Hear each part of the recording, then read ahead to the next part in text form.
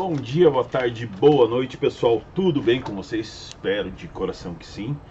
Então, dando continuidade às nossas aulas, a gente vai fazer a correção nos exercícios que foi passado nas aulas passadas, né? Da página 6, da 13 e da 14, tá?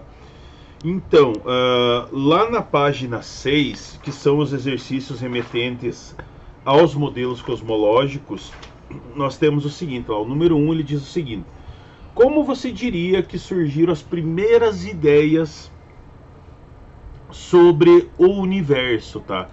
Então, pessoal, ele pede isso daí. Como que surgiram as primeiras ideias perante o surgimento, sobre o surgimento do universo? Então, surgiram essas explicações com base em observações dos movimentos aparentes dos astros celestes.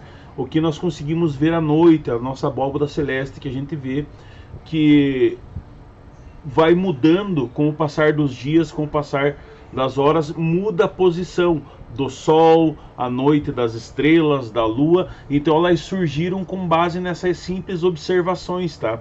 Ligados a explicações mitológicas que associavam os astros do céu e figuras divinas. Então todas essas explicações elas surgiram com essas bases, tá? Muitas delas baseadas em explicações, em colocações mitológicas relacionadas aos deuses da Grécia Antiga, os deuses nórdicos, os incas, os maias, os egípcios. Então surgiu a partir dessas explicações mais básicas, né? Que o que nós conseguimos ver daqui da Terra, da movimentação dos astros, tá? Aí a questão 2, ela diz assim: pode parecer óbvio para os nossos dias dizer que a Terra se move ao redor do Sol. No entanto, por muitos séculos se acreditou que a Terra estivesse parada no centro do universo, com o Sol e a Lua girando ao seu redor, dando os efeitos de dia e de noite das estações do ano. Imagine que você vive na Antiguidade ou na Idade Média. Não tinha foto de satélite, nem GPS. Quais argumentos você poderia utilizar para convencer alguém que a Terra está em movimento e não é o centro do universo? Uma dica é pesquisar como isso foi feito, por exemplo, na época de Galileu Galilei. Então, pessoal, isso daí é alocado desse meio assim, se colocando na época de Galileu Galilei, a gente pode usar o argumento que a Terra faz movimento de translação e rotação, né? A translação é o movimento dela em torno do Sol, que coloca os nossos dias, né? Nós temos 365 dias no ano, que fecha um ano, que é uma volta em torno do Sol. E a rotação é o movimento dela em volta de si mesma, que é o nosso dia, as nossas 24 horas. É claro, pessoal, dentro disso nada é perfeito, né? Temos que, assim, que realocar, tentar se colocar na época anterior, ali lá na época de Galileu Galilei, a igreja ela exercia uma grande influência sobre a ciência, tá? Então acreditava-se que tudo no céu era perfeito, pois lá era a morada de Deus e dos anjos. Os cientistas que ajudaram a derrubar esses dogmas, ao observar assim durante o tempo que a superfície da Lua é cheia de irregularidades e que o Sol tem manchas escuras. Claro, isso com o avanço do telescópio, né, acabou conseguindo se exemplificar esses pontos, tá? O grande ponto da questão foi assim: a maior revelação que ocorreu provou assim de uma vez por todas que a Terra não é o centro do movimento dos astros, ela não é o centro do universo. Isso ocorreu com a descoberta das luas de Júpiter. Então Galileu Galilei, ele notou que ao redor dele giravam 4 satélites naturais, né, ao redor de Júpiter. Então isso não era possível mais sustentar a ideia de que todos os corpos celestes orbitavam o nosso planeta. Então você imagina todos os corpos celestes orbitando a Terra. Então Galileu Galilei, com essa visualização que ele teve de Júpiter, ele conseguiu desmantelar, ele conseguiu dar um ponto final, colocar um checkmate que tirava a Terra de centro do universo, tá? Que então, quando ele mostrou, que ele notou as manchas solares mudavam de posição, ele também acabou confirmando a rotação solar, porque daí ele exemplificou que em determinado momento lá, o que conseguia se ver visualmente, as manchas estavam em um local, em determinado momento estavam em outro local, e assim por diante. Então ele conseguiu explicar isso, né? Que o Sol tem uma rotação solar, a Terra tem uma rotação em torno do Sol, e os planetas todos orbitam o nosso Sol do nosso sistema solar, tá? Então ele conseguiu desmantelar essa teoria de que a Terra é o centro do universo. Aí a questão número 3, ela diz o seguinte: a astronomia é o nome da ciência que estuda os astros. Em 2019, se comemorou o jubileu de 50 anos de chegada do homem à Lua.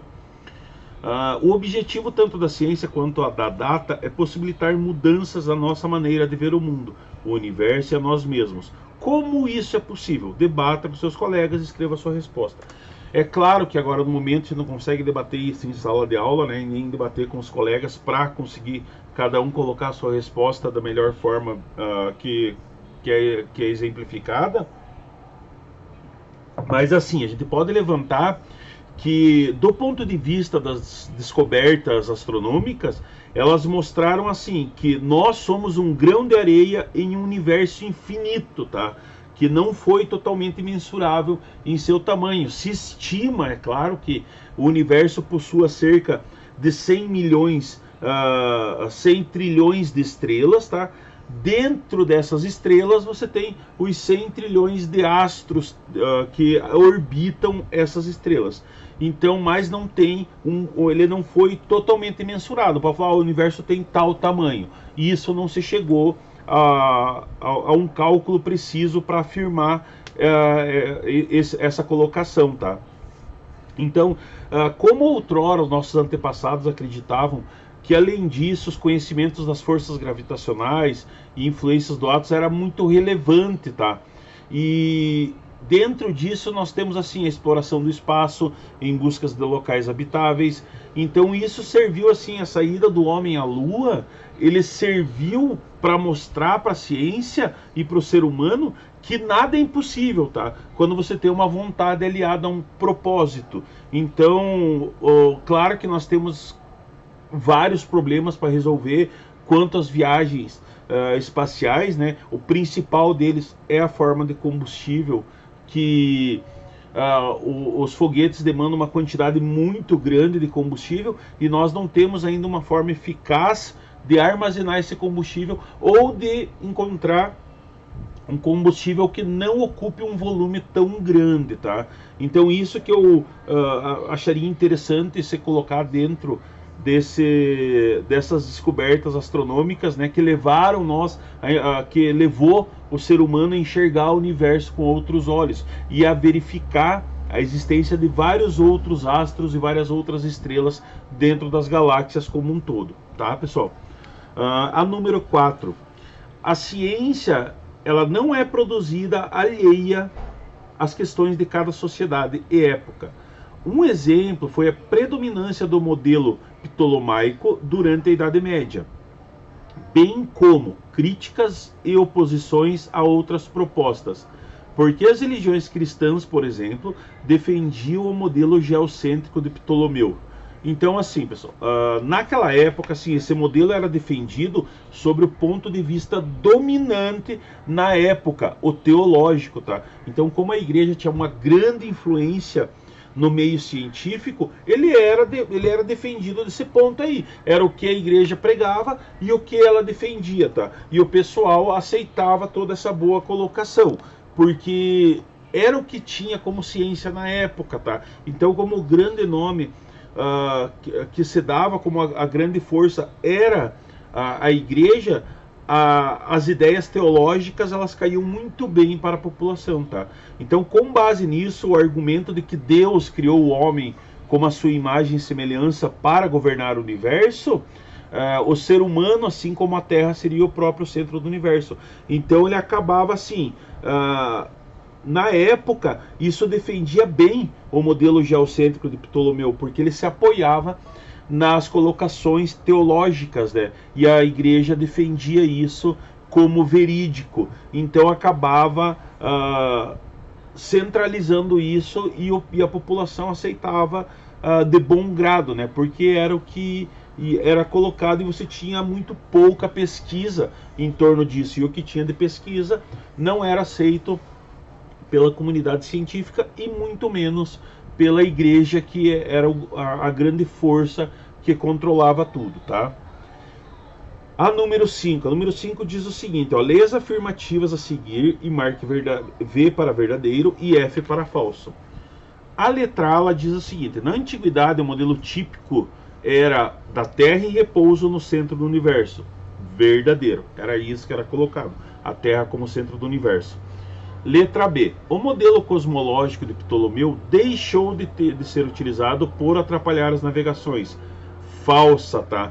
Ele deixou de ser utilizado porque ele se tornou obsoleto, tá? Passou de tempo, não foi colocado modelos mais efetivos e melhores do que o dele. Letra C. Tycho Brahe aceitava o modelo heliocêntrico. Não, falso, ele não aceitava. Letra D. Galileu Galilei foi um importante defensor das ideias de Ptolomeu, tá? Falsa, pessoal, tá? Ele não defendia as ideias de Ptolomeu, tá? Bem ao contrário, ele discordava das ideias como um todo. Número 6. Pesquise por que foram usados os nomes geocêntrico e heliocêntrico para designar modelos cosmológicos. Então, pessoal, foi colocado pelo seguinte... são palavras que derivam do grego, né? Então geo significa terra e hélio significa sol. Então por isso que nós temos assim esse modelo geocêntrico, tá? Que é colocado, que tem a Terra como centro do universo, e o heliocêntrico, que hélio hélio é sol, né? E é o modelo que coloca o Sol como centro do universo. Hoje a gente sabe que o Sol não é centro do universo, tá? O Sol é a estrela nossa do nosso sistema solar, mas na época ele era bem aceito. Certo, pessoal? Beleza, então vamos para a página 13 e 14, para os próximos exercícios, tá? Que diz o seguinte, lá a gente já entra nos exercícios das leis gravitacionais, tá? As leis de Kepler e a lei universal gravitacional de Newton, que diz o seguinte, ele coloca assim, a questão número 1, qual a diferença entre uma circunferência e uma elipse, tá? Uma elipse, pessoal, ela é uma circunferência ovalada. Então você tem uma circunferência em forma de ovo, tá? Geometricamente, uma circunferência, ela tem um único centro. Então se eu tenho uma circunferência certinha, ela tem um único centro, tá? Do qual todos os pontos têm a mesma distância. Então se você pegar e fazer um círculo, todos os pontos têm a mesma distância do centro, certo?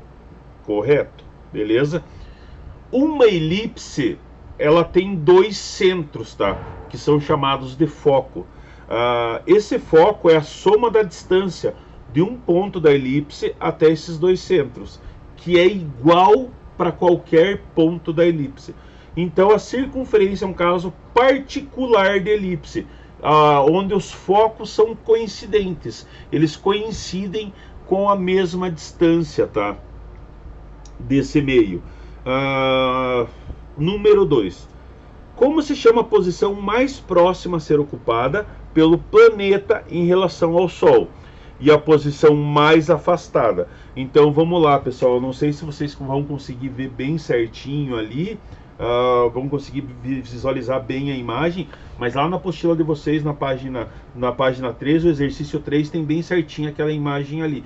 Então o ponto mais próximo dela é o chamado, deixa eu ver se vai conseguir ver bem, o ponto mais próximo dela aqui, ó, ele é chamado, ele é o periélio, né, que é o ponto mais próximo da Terra do Sol, e o ponto mais distante dela aqui é chamado afélio, tá? Essa daí são as posições que são ocupadas pelo planeta em relação ao Sol. Então, quando ele está mais perto do Sol, se chama a posição periélio, e quando ele está mais afastado, a posição é afélio, certo? Número 3. A mesma figura ali, ó. A figura ilustra, fora de escala, é claro, a trajetória de um planeta em torno do Sol. Considerando que as áreas sombreadas são iguais, assinale com X as afirmações corretas. A gente considera as áreas iguais, pessoal. Então, se eu pego essas áreas aqui, ó, eu vou considerar elas iguais, tá? Ah, professor, mas são diferentes visualmente. Pessoal, mas quando a gente fala isso, a gente fala a área como um todo, tá? É toda essa área pintadinha. E da mesma forma aqui, é toda a área pintadinha.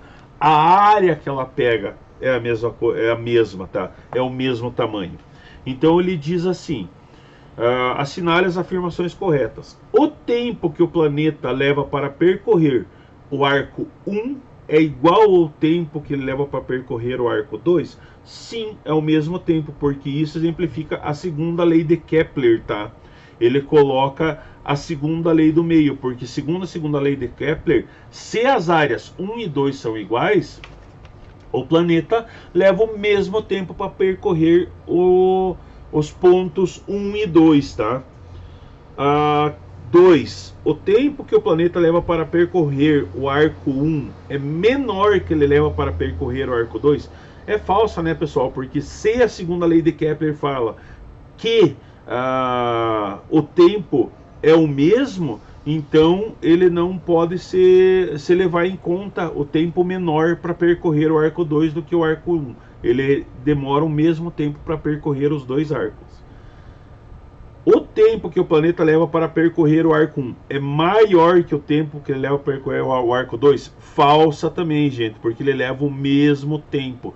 O tempo para percorrer o arco 1 é o mesmo tempo para percorrer o arco 2. A velocidade média do planeta para percorrer o arco 1 é menor que a velocidade média dele para percorrer o arco 2. A velocidade média do planeta para percorrer o arco 1 é menor que a velocidade média dele para percorrer o arco 2. Falsa, né, pessoal? É o contrário, porque mesmo colocando a segunda lei de Kepler novamente, então a velocidade média no trecho 2 ele tende a ser menor, porque aquela área aqui, ó, essa área, ai, que claridade, né? Essa área aqui, ó, ela é menor do que essa área que ele vai percorrer. Então ele vai percorrer num tempo maior. Mas a área total do planeta é a mesma, tá? A velocidade média do planeta para percorrer o arco 1 é maior que a velocidade média para percorrer o arco 2? Verdadeira, sim. A velocidade média é maior, porque a gente se exemplifica nas leis de Kepler, né? Então, se a velocidade média no trecho 2 é menor do que a velocidade média no trecho 1, pois assim, porque a gente tem essa relação, né? A razão entre a distância e o tempo, tá? É claro que se no arco, quando eu faço o meu arco ali, se eu tiver um arco maior, ele vai demorar uma distância maior para percorrer esse arco. Se eu tiver um arco menor, ele vai demorar uma distância menor para percorrer esse arco. Ah, mas daí isso, professor, não vai afetar a área dele? Não, porque a área ela é medida da distância do planeta em relação ao Sol, tá? É essa distância que é referida, não a distância referida no percorrer o arco como um todo. Então, na questão 3, a 1 e a 6 estão corretas, as outras são erradas, tá? A número 4 diz o seguinte: o que aconteceria com o movimento dos planetas se a força gravitacional deixasse de existir, tá? O que acontece, pessoal? Se os planetas acaba ocorrendo algum problema, algum desequilíbrio, acaba acabando a força gravitacional, tá? então os planetas iam passar a se mover em linha reta com velocidade constante, tá?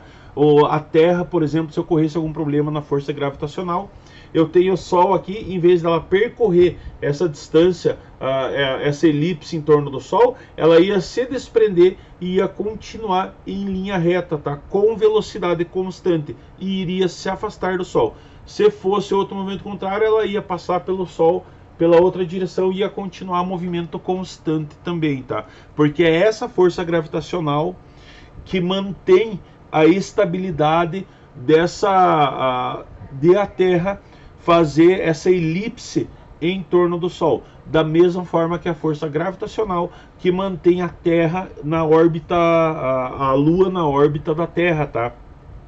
E fazendo o movimento de rotação em torno da Terra também. Número 5, ó. Quando você joga uma pedra para cima, ela sobe até certa altura e depois retorna ao solo. Por que isso ocorre? Pela atração gravitacional, né, pessoal? Então eu vou ter a força da Terra, a força gravitacional que puxa as coisas para o centro da Terra. Por isso que se eu jogo qualquer coisa para cima, ele vai cair de encontro à Terra de novo.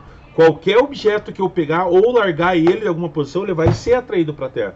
Porque a massa e o tamanho dele é menor em relação à Terra, tá? Então você tem essa relação direta. E os corpos gravitacionais, eles têm esse equilíbrio com relação ao seu tamanho, que vão fazer a atração gravitacional entre os astros, tá?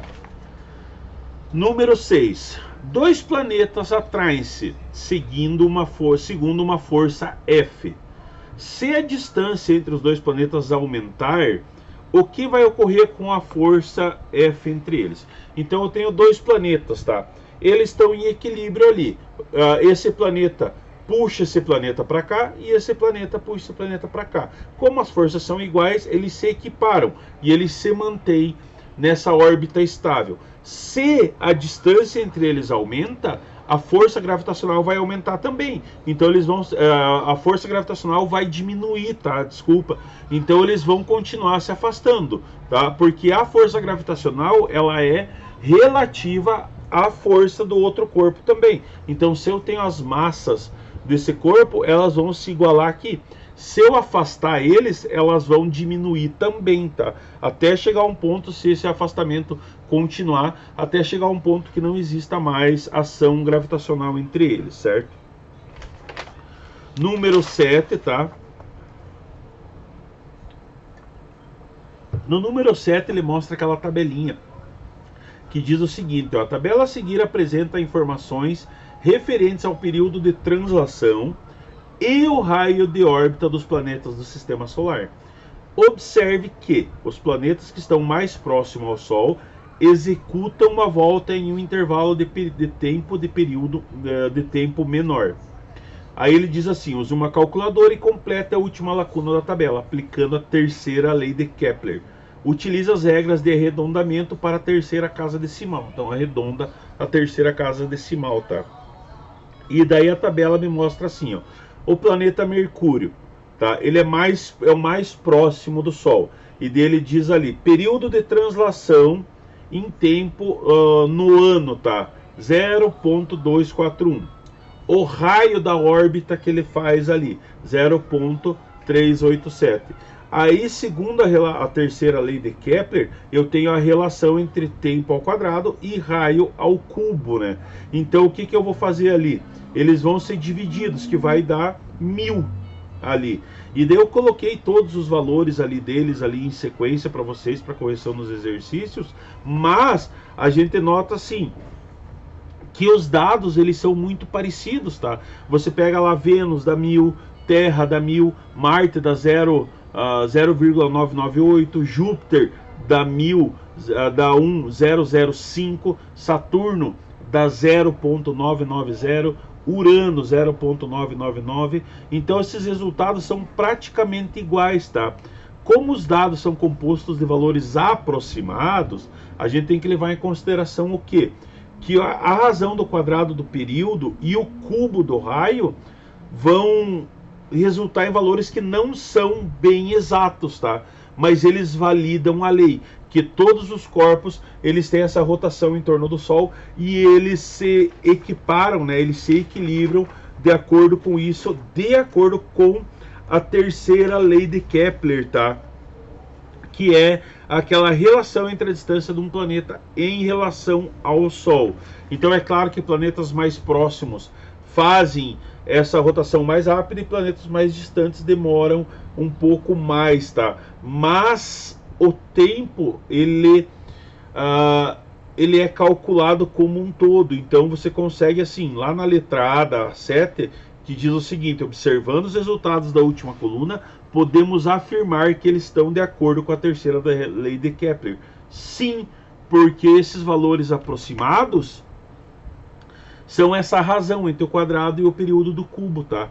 Claro que a gente não coloca isso como valores que totalmente corretos, mas eles validam a terceira lei de Kepler, tá?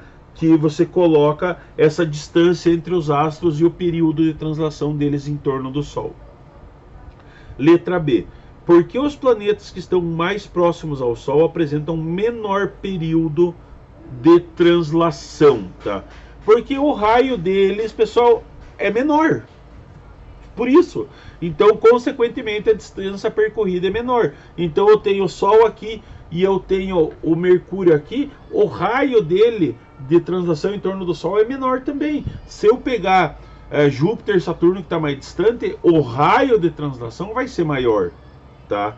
Então é isso, é só isso daí, por causa que pela proximidade que você tem dos planetas do Sol ou a não proximidade dele do Sol, tá? Questão número 8. Ali, ó, no diálogo entre a Terra e a Lua, qual é a relação da força gravitacional com a gordura da Terra, entre aspas, tá? Você tem a tirinha lá que diz assim: uau, Terra, você está muito atraente. Ai, são seus olhos, Lua. Não, é a força gravitacional. Você está me chamando de gorda? Tá? Isso daí é em relação à massa do planeta, tá? Então, porque a massa da Terra ela exerce essa força gravitacional para a Lua. É claro que se a força gravitacional da Terra fosse maior do que a força gravitacional que mantém a Lua estabilizada em nossa órbita, a Lua ia ser puxada e ia bater no nosso planeta. Ela ia se chocar com a Terra. Mas como a massa da Lua consegue manter essa razão entre a distância e a força gravitacional, ela se mantém orbitando a Terra, tá? Então é colocado assim, que pela lei da gravitação universal, que foi proposta por Newton, quanto maior a massa dos corpos celestes, maior é a força gravitacional entre eles. Certo, pessoal? Tranquilo? Espero que tenham entendido, tá? Coloquei um resuminho, uma revisão para a gente ver ali, exemplificado o porquê que a Terra não é o centro do universo, tá? Então a gente pega lá que de acordo com o geocentrismo, em vez de a Terra e os demais planetas do Sistema Solar girarem ao redor do Sol, conforme dita, né, o modelo do heliocentrismo, o nosso mundo estaria no centro do universo. E todos os astros que existem nele é que girariam em torno de nós, tá? Claro que o geocentrismo foi o primeiro modelo cosmológico a ser desenvolvido durante a nossa antiguidade, porque ninguém se opunha a essa ideia devido ao apoio que se tinha da igreja, né? Devido ao apoio teológico. Quem discordou disso, tá? Que começou a discordar dessa história que a Terra fosse o centro do universo, foi o grego Aristarco de Samos, tá? E claro que depois, graças a Copérnico, o heliocentrismo começou a se popularizar e dividiu opiniões junto à comunidade científica e à igreja, tá? E isso lá no século XVI. E causou uma série de confusões, uma série de atritos entre os cientistas e a igreja. Entretanto, assim, se levando em conta que a gente se encontra aqui na Terra, e a verdade, assim, não existiam motivos para se pensar que o nosso planeta está se movendo ao redor do Sol, tá? Ninguém sente o mundo girando, tá? Ninguém sente o nosso planeta girar. Então, da mesma forma que a gente olha para cima, será assim que é tão difícil imaginar que as coisas que a gente vê no céu, que estão se mexendo em vez de nós, desse ponto de vista, o geocentrismo não parece tão incoerente, né? Assim, que tanto assim, até hoje a gente tem defensor fervoroso do geocentrismo, tá? Tem alguns matemáticos espanhóis que são defensores da ideia, assim como a gente tem o pessoal que defende a ideia da Terra plana. Apesar de as imagens de satélite, as pesquisas apontarem ao contrário, que a Terra não é plana, você tem os defensores da ideia. Então, você tem esse ponto dividido ainda do meio, tá? Mas o que a gente leva em consideração é as colocações científicas, tá? Para alocar essas teorias como válidas ou não. Aí nós temos isso do porquê que o geocentrismo não se sustenta, tá? Dentro desse caráter, existem assim diversas maneiras de mostrar que o heliocentrismo faz muito mais sentido que o modelo anterior dele, tá? Diversos fenômenos físicos deixam bem claro que a teoria geocêntrica está cheia de furo. É só a gente observar o pêndulo de Foucault, por exemplo, ele oscila como se a Terra estivesse girando sobre ele. E o movimento dele corresponde à trajetória dos astros que nós vemos no Sol. Como Copérnico fez lá no século XVI, a gente precisa examinar a maneira como esses planetas se comportam, tá? Se a Terra estivesse no centro do Sistema Solar, as órbitas assim dos nossos vizinhos seriam bem perdidas, tá? Bem malucas. Sem levar em consideração que a Terra, que se encontra nesse centro desse universo, seria da Terra que iriam partir a força responsável por manter não só todos os planetas girando em torno de nós, né, ao nosso redor, mas o Sol também, tá? E olha a massa do Sol comparada com a massa da Terra. Por outro lado, assim, com o Sol como centro do Sistema Solar, tudo acaba fazendo mais sentido, né? Porque o Sol tem uma massa imensa e as órbitas do planeta, incluindo a nossa, elas são elípticas, tá? Que isso é o que a gente consegue observar com nossos próprios olhos, ou melhor ainda, utilizando telescópios, né? Então Newton, um século e meio depois dessa primeira ideia, ele descreveu, após Copérnico descreveu o modelo heliocêntrico, né? Ele comprovou o que Copérnico dizia lá atrás, que a Terra não era o centro do universo. Aí nós temos o avanço das leis de Newton, tá? Que a primeira, que é o princípio da inércia, né? Que dita que um objeto estacionário vai permanecer dessa forma até que uma força seja aplicada sobre ele e tire ele desse estado. Então, se eu tenho um material, uma caneta, ela está estável, ela vai ficar estável até que uma força haja e tire ela do meio. Acaba empurrando ela, exerce uma força e tire ela do local que ela estava parada. A lei também determina que se um objeto se encontra em movimento, ele vai continuar se movimentando na mesma direção, até que uma força seja aplicada por ele, tá? Então, se eu tenho um objeto se deslocando, ele vai continuar se deslocando, se não tiver nenhuma força que segure ele. A gente sabe que nós temos as forças da inércia, as forças de atrito, que é o atrito do material com o ar, que vão fazer pressão sobre ele e ele vai parar em um determinado momento, tá? E essa lei previu isso daí, tá? A segunda lei, do princípio fundamental da dinâmica, que estabelece que a aceleração é produzida quando uma força atua sobre uma massa. Então, quanto maior for a massa do objeto, maior é a força necessária para acelerar esse objeto. Então, você coloca uma força determinada de uma bola, você consegue acelerar ela. Se você colocar essa mesma força em um carro, você não consegue acelerar ele. Você precisa de uma força maior em cima dessa massa, né, desse material. A terceira lei, que falava sobre o princípio da ação e reação, e ela determina o quê? Que para toda ação há uma reação. E essa reação, assim, ela é igual ou maior à força que foi aplicada inicialmente, tá? Eu falei para vocês em sala um dia que se você, por exemplo, dá um tapa em alguma coisa, você se bate, a força que você colocou sobre o material é igual, a força que você vai receber desse material é igual ou maior, tá? Porque depende da massa do objeto também. Aí, Newton ainda formulou a lei da gravitação universal, que diz o seguinte, que entre dois ou mais corpos sempre existirá uma força de atração, a famosa gravidade, e ela é diretamente proporcional ao produto das massas e inversamente proporcional ao quadrado das distâncias. E ela está sempre dirigida na direção e sentido dos teus centros. Isso quer dizer o quê? Que ela é proporcional à massa. Então a gravidade ela é de acordo com a massa. Se um corpo celeste é maior, é claro que ele vai exercer mais gravidade. Se ele é menor, ele vai exercer menos gravidade, tá? Aí, dentro do modelo heliocêntrico, é claro que Newton permitiu que ocorresse o quê? Uma porção de fenômenos astrofísicos acabaram sendo explicados com esses levantamentos das leis de Newton.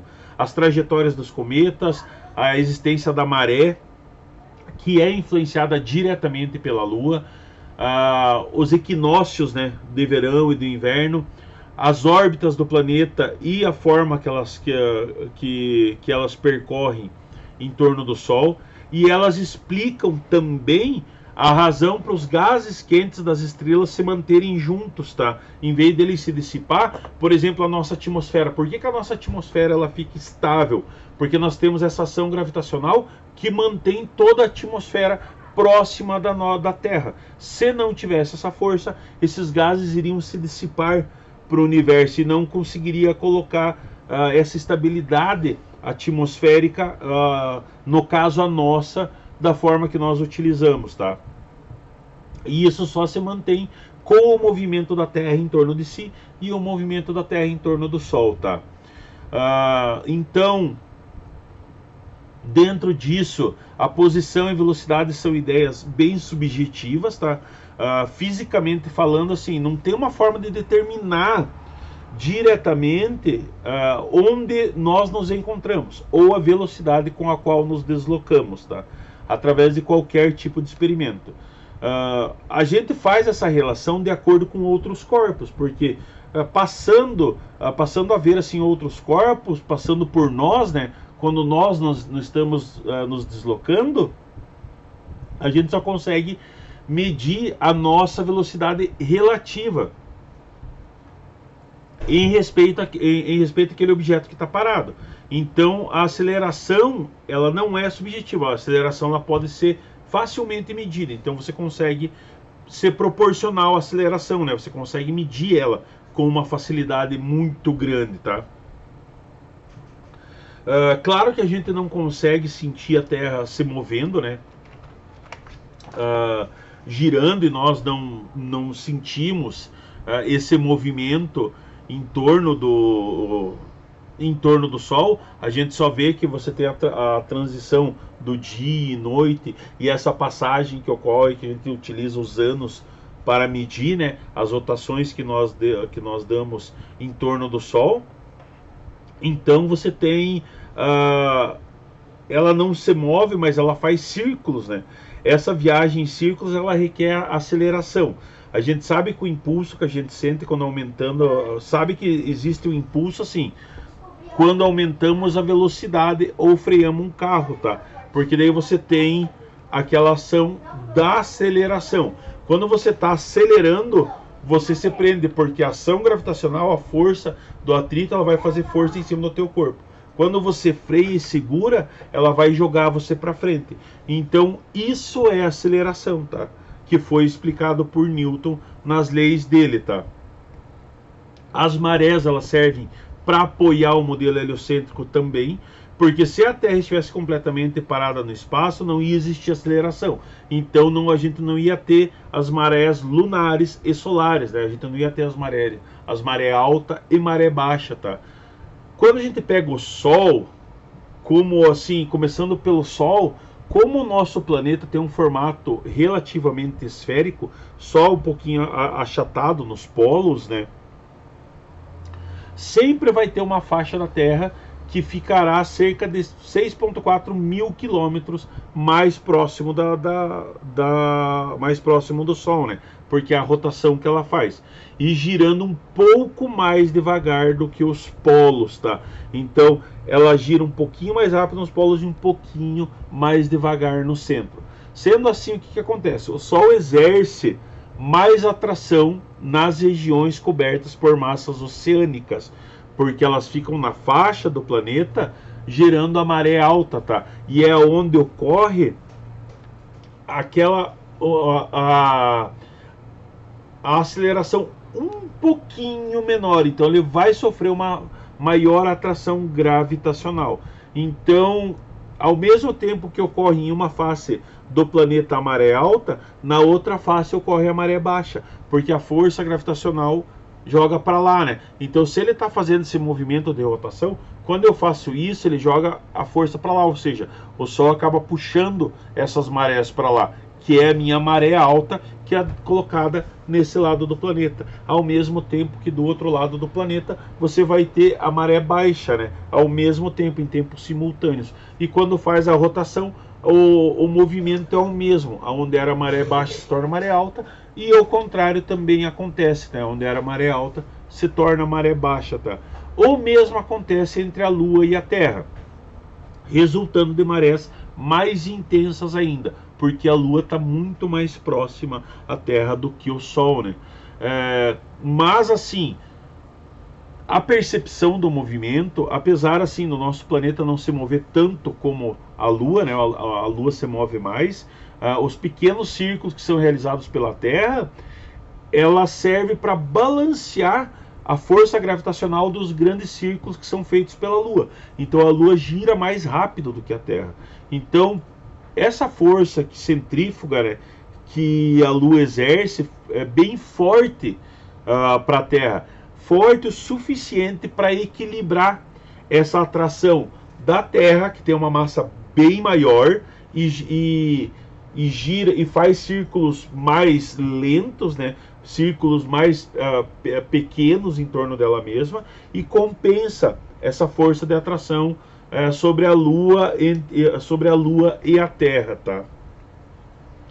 Então, assim, se a gente leva em conta que se o modelo geocêntrico estivesse correto, os cientistas tinham que dar um jeito de encontrar formas das mais diversas, mirabolantes, para explicar o motivo que as leis universais de Newton funcionem perfeitamente na Terra, mas não no resto do universo. Então, por que elas funcionam aqui e não funcionariam no resto do universo? Sendo que a massa dos planetas são iguais ou maiores, eles fazem rotação em torno do Sol, e essa rotação elas são equilibradas. Júpiter, por exemplo, com suas 4 luas, todas elas ficam estáveis em relação ao planeta, e é devido a essa força gravitacional das luas com o planeta e do planeta com as luas, tá? E daí, além disso, nós teríamos apenas, né, uma maré lunar e solar ao dia, e ao invés de duas. Nós temos duas marés, né? Porque é de acordo com a rotação. Porque nós temos as marés que são ocasionadas pela movimentação da Terra em torno do Sol, e as marés que são ocasionadas pela rotação da Lua em relação à Terra. Certo, pessoal? Espero que tenham entendido. Dê uma olhadinha no material aí que eu coloquei em anexo, de uma revisãozinha bem legal, e é o que vocês têm que ter um entendimento um pouquinho maior do conteúdo, tá?